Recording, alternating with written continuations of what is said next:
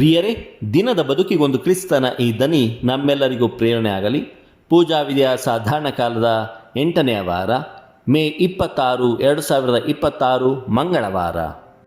ಸಂತ ಮಾರ್ಕನು ಬರೆದ ಪವಿತ್ರ ಶುಭ ಸಂದೇಶದಿಂದ ವಾಚನ, 10ನೇ ಅಧ್ಯಾಯ 28ರಿಂದ 31ರವರೆಗಿನ ವಚನಗಳು. ಆ ಕಾಲದಲ್ಲಿ ಪೇತ್ರನು ಮುಂದೆ ಬಂದು, ನೋಡಿ, ನಾವು ಎಲ್ಲವನ್ನು ಬಿಟ್ಟು ನಿಮ್ಮನ್ನು ಹಿಂಬಾಲಿಸಿದ್ದೇವಲ್ಲ ಎಂದನು.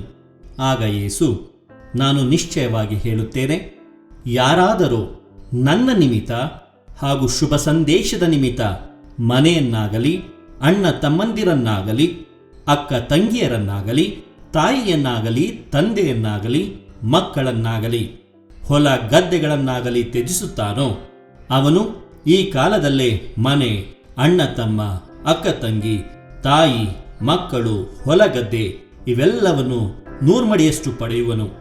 ಇವುಗಳೊಂದಿಗೆ ಹಿಂಸೆಯನ್ನು ಅನುಭವಿಸಬೇಕಾಗುವುದು. ಅದಲ್ಲದೆ ಮುಂದಿನ ಲೋಕದಲ್ಲಿ ಅಮರ ಜೀವವನ್ನು ಪಡೆಯುವನು.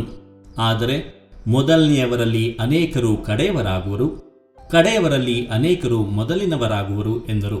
ಪ್ರಭುವಿನ ಶುಭ ಸಂದೇಶ. ಕ್ರಿಸ್ತರೇ ನಿಮಗೆ ಸ್ತುತಿ ಸಲ್ಲಲಿ. ಚಿಂತನೆ: ಈಸಬೇಕು, ಇದ್ದು ಜಯಿಸಬೇಕು. ಪ್ರಭು ಯೇಸು ಕ್ರಿಸ್ತರಲ್ಲಿ ಆತ್ಮೀಯರೇ, ನಾವು ದೈವ ಸಾಮ್ರಾಜ್ಯಕ್ಕೆ ಬಾಧ್ಯಸ್ಥರಾಗಬೇಕಾದರೆ ನಮ್ಮ ಬಂಧು ಬಾಂಧವ್ಯಗಳನ್ನು ಕಳೆದುಕೊಳ್ಳಬೇಕಾಗುತ್ತದೆ.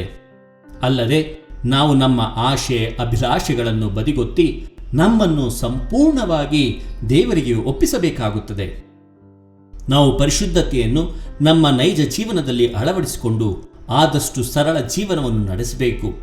ಆಗ ಮಾತ್ರ ನಮ್ಮ ಜೀವನ ಉತ್ತಮವಾಗಿ ಮಾರ್ಪಾಡಾಗುತ್ತದೆ. ಆತ್ಮೀಯರೇ, ಪ್ರಭು ಯೇಸು ಕ್ರಿಸ್ತರು ಪಾವನತೆಗೆ ನಮ್ಮನ್ನು ಕರೆಯುತ್ತಿದ್ದಾರೆ. ನಾವು ಸಹ ಅವರಂತೆ ಪರಿಶುದ್ಧರಾಗಿ ಬಾಳಲು ಆಹ್ವಾನಿಸುತ್ತಿದ್ದಾರೆ. ಈ ಕರೆ ಸಾಂಸಾರಿಕ ಸುಖ ಭೋಗಗಳನ್ನು ಅಂಗೀಕರಿಸಲು ಅಲ್ಲ, ನಮ್ಮ ಮನಸ್ಸನ್ನು ಹಿಡಿತದಲ್ಲಿಟ್ಟುಕೊಂಡು ಅವರ ಕರುಣೆ ಕೃಪೆಗೆ ಪಾತ್ರರಾಗಿ, ಅವರ ಕಷ್ಟಗಳಲ್ಲಿ ನಾವು ಪಾಲುಗಾರರಾಗಿ, ಅವರ ವಿಜಯೋತ್ಸವದಲ್ಲಿ ಪಾಲುಗಾರರಾಗಬೇಕೆಂಬುದೇ ಈ ಆಹ್ವಾನದ ಉದ್ದೇಶ. ನಾವು ನಮ್ಮ ಕುಟುಂಬದ ಮೇಲಿನ ಅತಿಯಾದ ವ್ಯಾಮೋಹವನ್ನು ಬಿಟ್ಟು ಪ್ರಭು ಕ್ರಿಸ್ತರ ಹೆಜ್ಜೆಗಳ ಮೇಲೆ ನಮ್ಮ ಹೆಜ್ಜೆಗಳನ್ನಿಟ್ಟು ಅವರ ಹಾದಿಯಲ್ಲೇ ನಾವು ನಡೆಯಬೇಕು. ಆಗ ಮಾತ್ರ 100 ಮಡಿ ಸಂಭಾವನೆಯನ್ನು ಪಡೆದು ಅವರ ಸಾಮ್ರಾಜ್ಯದ ಸವಿಯನ್ನು ಇಡೀ ಜನತೆಯೊಂದಿಗೆ ಸವಿದು ಮುಕ್ತಿ ಮಾರ್ಗದೆಡೆಗೆ ಸಾಗಬಹುದು. ಈ ಕರೆಯಲ್ಲಿ ಅನೇಕ ಕಷ್ಟಗಳು, ತೊಂದರೆಗಳು ನಿಮಗೆ ಎದುರಾಗಬಹುದು. ನಾವಾದರೂ ಶಾಂತ ಚಿತ್ತದಿಂದ ಅವುಗಳನ್ನು ಜಯಿಸಬೇಕು. ಆಗ ಮಾತ್ರ ನಮ್ಮ ಜೀವನಕ್ಕೆ ನಿಜವಾದ ಜಯ ಲಭಿಸುವುದು. ಪ್ರಭು ಯೇಸುವೆ, ಜೀವನದೆಡೆಗೆ ನಮ್ಮನ್ನು ಕರೆಯುತ್ತಿದ್ದೀರಿ. ಅದೇ ಮನಸ್ಸಿನಿಂದ ಈ ನಿಮ್ಮ ಆಹ್ವಾನಕ್ಕೆ ಓಗೊಡಲು ನಮ್ಮನ್ನು ಪರಿವರ್ತಿಸಿರಿ. ಈ ಲೋಕವೇ ನಶ್ವರ, ಇಲ್ಲಿರುವುದೆಲ್ಲ ನೀರಿನ ಮೇಲೆ ಗುಳ್ಳೆಯಂತೆ ಕ್ಷಣಕಾಲ ಮಾತ್ರ. ಆದ್ದರಿಂದ ಪರಲೋಕದಲ್ಲಿ ನಮ್ಮ ಆಸ್ತಿಯನ್ನು ನಾವು ಶೇಖರಿಸಲು ನಮ್ಮನ್ನು ಮಾರ್ಪಡಿಸಿರಿ.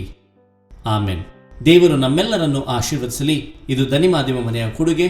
ಧ್ವನಿ ವಂದನೆಯ ಸ್ವಾಮಿ ಶಾಂತಕುಮಾರ್ ಜೆ, ಬೆಂಗಳೂರು ಮಹಾಧರ್ಮ ಕ್ಷೇತ್ರ. ಪ್ರಿಯರೇ, ಈ ಚಾನೆಲ್ ಅನ್ನು ಸಬ್ಸ್ಕ್ರೈಬ್ ಮಾಡಿ ಪ್ರತಿದಿನ ದೇವರ ವಾಕ್ಯವನ್ನು ಆಲಿಸುತ್ತಾ ಅದನ್ನು ಇತರರೊಂದಿಗೆ ಹಂಚಿಕೊಳ್ಳಲು ನಮಗೆ ನೆರವಾಗಿರಿ. ಧನ್ಯವಾದಗಳು.